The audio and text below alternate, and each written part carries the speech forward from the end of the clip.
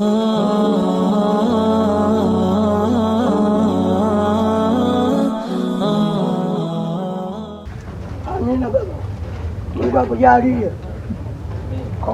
محاسنه ولو أهدى السنة للبدر عند تمامه ما لم يقسم، وعلى تفنن الواصفين بوصفه يفنى الزمان وفيه ما لم يقسم. سيدي يا رسول الله، إن كان يوسف قد أعطي نصف الجمال فإن الله أعطاك الجمال كله، إلا أن النساء ما افتتن بجمالك كما افتتن بجمال يوسف، لأن الله كسى جمالك بالجلال والوقار. سيدي يا رسول الله، لو أن إنسانا تخير ملة ما اختار إلا دينك الفقراء، المصلحون أصابع جنيت يدا هي أنت بل أنت اليد البيضاء، يا من له الأخلاق ما تهوى العلا وما يتعشق الكبراء، زانتك في الخلق العظيم شمائل يغرى بهن ويولع الكرماء، فإذا سخرت بلغت بالجود المدى وفعلت ما لا تفعل الأنواء، فإذا رحمت فأنت أم أو أب هذان في الدنيا هما الرحماء. الحق أنت يا رسول الله، الحق أنت يا رسول الله. حاضرين،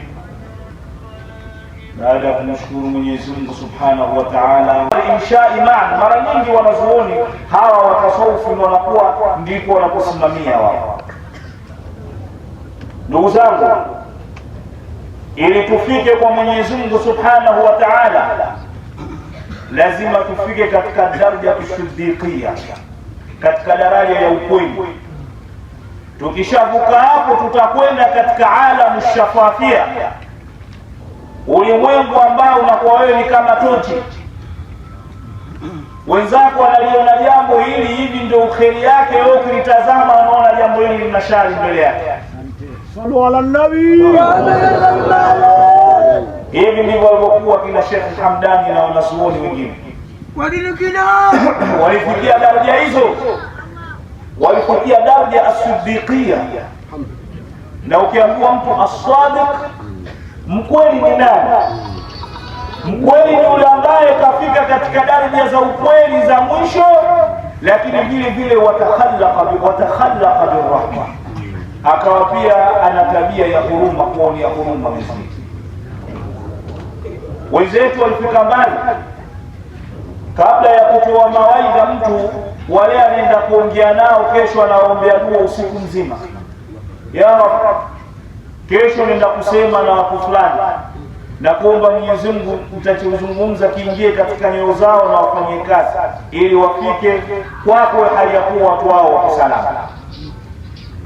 Ndugu zangu katika imani, kwa kufanya hivyo, kujipamba na sifa hiyo ya sidq ya ukweli, ndipo watu wote umesikia wewe, kila mkubwa anayetajwa, hakuna sehemu, hakuna njia yoyote ya kufika isipokuwa ni mtu kuwa mkweli. As-sidq, uwe mkweli wewe pamoja na Mwenyezi Mungu Subhanahu wa Ta'ala.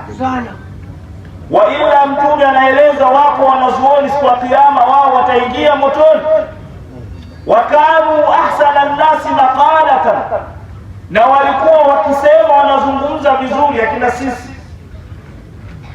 lakini Mwenyezi Mungu siku ya kiyama ataambia ndeni motoni, ninyi mlifanya mambo lakini hamkufanya kwa ajili ya Mungu. Na ndio wenyewe Mtume sallallahu alayhi wasallam anasema, man sa'ala Allah ash-shahadata bisidq, yeyote atakayemuomba Mungu apate daraja ya kufa shahidi kwa ukweli kutoka ndani ya roho yake, balaghahu Allahu manazil ash-shuhada'i wa in mata ala firash. Mungu atampa daraja kama vile ni shahidi, kama alikuwa ni mkweli katika nia yake, hata kama atakufa katika kitanda chake. Na ndio hao wanazuoni al-arifuna billah wanasema ukienda kumzika mwanazuoni unabeba jeneza lake, unaona mwili wake ni mwepesi, wewe ukafa shahidi, usipate taabu. La ilaha illa ولا تقولوا لمن يقتل في سبيل الله أموات بل أحياء عند ربهم يرزقون فرحين بما آتاهم الله. Hawa watu walifikia daraja, mkisikia kina Sheikh Hamdan watu wanawaitikia kama hivi, hawa watu walikuwa ni ad-darajatu siddiqia, daraja zao ilikuwa ni wa kweli pamoja na Mwenyezi Mungu.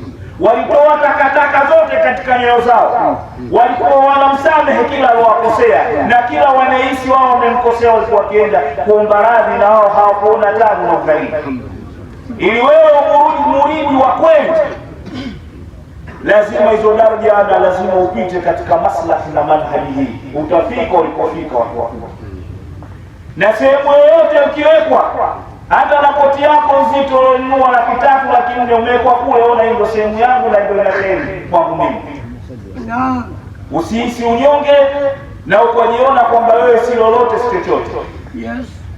Wa kumaliza, wana mmoja Ibrahim bin Adham radiyallahu anhu kana min al-arifina billah, ni katika watu wakubwa walifikia daraja za kumjua Mwenyezi Mungu Subhanahu wa Ta'ala. Bwana huyo alitembelewa na wanazuoni wakubwa sana wa nyumbani kwake. Wale watu wamesifika kwa nahwu, kwa balagha, mantiki na nini na fani zote, mafasaha wa kusema. Yule kilionekana ni kidabu tu, mzee tu bwana amepanga. Basi wale watu walifika pale tukamtembelee, lakini walikuwa na nia ya kumjoki na kumdhihaka. Basi wakati wamelala usiku wakajunubika. Walipolala usiku wakafanya nini? Wakajunubika.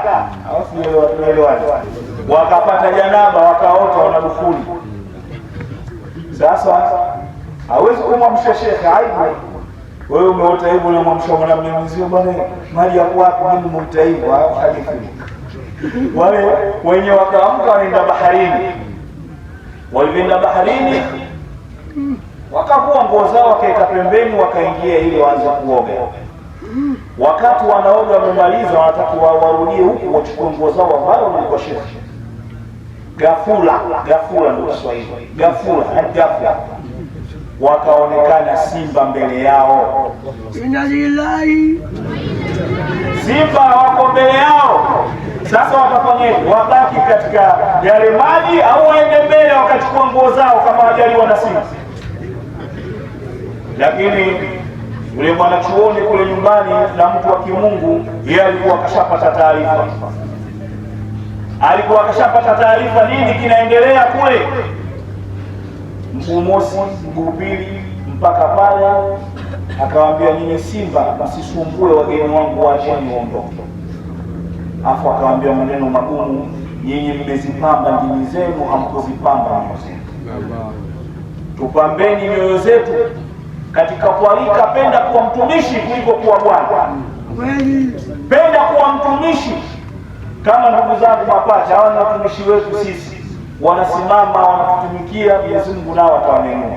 La mwisho kabisa, mapacha kabisa Muyuki, mwanachuoni mmoja anaitwa Imamu Abdul Wahhab Ash-Sha'rani. Al-Imamu Abdul Wahhab Ash-Sha'rani, kisa hichi kwa kumaliza, alikuwa ni mwanachuoni mkubwa sana.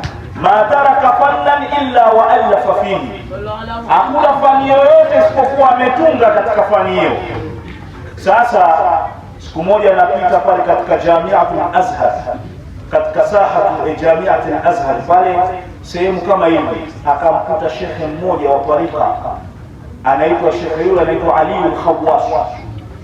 Ali al-Khawwas amekaa pembeni na watu wengi mfano wa nyinyi. Yeye ni mwanachuoni mkubwa, lakini hana watu katika halaka yake, watu ni wachache. Lakini huyu mwanachuoni kwa nadhariati yake yeye alikuwa anamuona hajasoma, sababu huyu mtu pia hajui nini.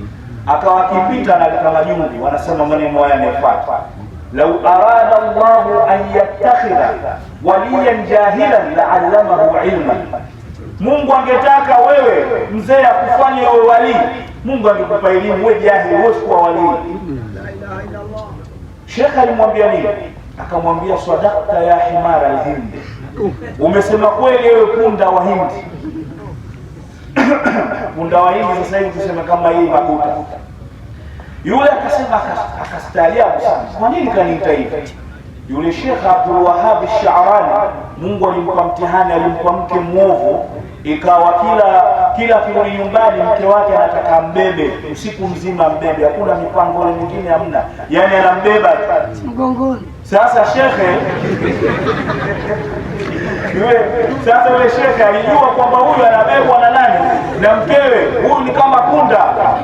Baadaye Al-Imam Abdul Wahhab al-Sha'rani akamsogelea yule mzee, akamwambia, shekhe, nimekuja kwako, nataka kusoma. Akamwambia, utasoma kwangu ila kwa sharti moja, nenda kachome vitabu vyako vyote nyumbani. Akachoma vitabu vyote nyumbani, laki moja akakuficha. Shekhe, nishachoma. Akamwambia, bado kitabu kimoja hujamalizia. Malizia na kile. Alipochoma kile cha mwisho, akamwambia, Mwenyezi Mungu atakupa elimu yote uliyochoma, itakuja katika kifua chako. Huyu ni mwanachuoni anasoma kwa shekhe ambayo elimu yake hajui kwenye vitabu isipokuwa na elimu laduni. Na huyo si mtu mmoja, fawajada abdan min ibadina, mtu wahid, ana ilmu pana. Na ndio mashekhe wa tarika msiwadharau, ukimpelekea jalaleni hata hajui, lakini ana ilmu, anafungu wake rabbania, Mungu anamfungulia. Usimdharau kwa sababu wewe umesoma sana au kuna vitu unavijua. Kwa hiyo ndugu zangu katika imani, la mwisho kabisa niseme tupendaneni kwa ajili ya Mwenyezi Mungu. Fa inna al-a'mara hasuna. Umri wetu ni mfupi sana, mdogo. Huyu Abdul Latif juzi kati kuko Makongo, anaambia muridi, muombeeni dua shekhe, afya yake si nzuri, kana kwamba alikuwa anaambia muombe dua ya kumwaka mzee akiko naye.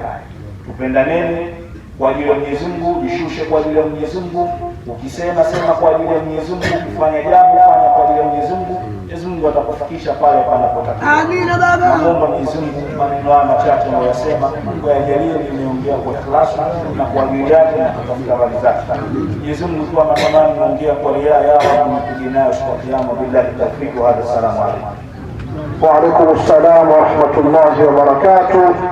Tunakushukuru Sheikh Abdul Rahman kwa maneno mazuri ambayo kila mwalimu anayekuja anatuacha na ujumbe uliokuwa mzuri, alimradi kila mtu akiondoka aseme kwamba nilikuwa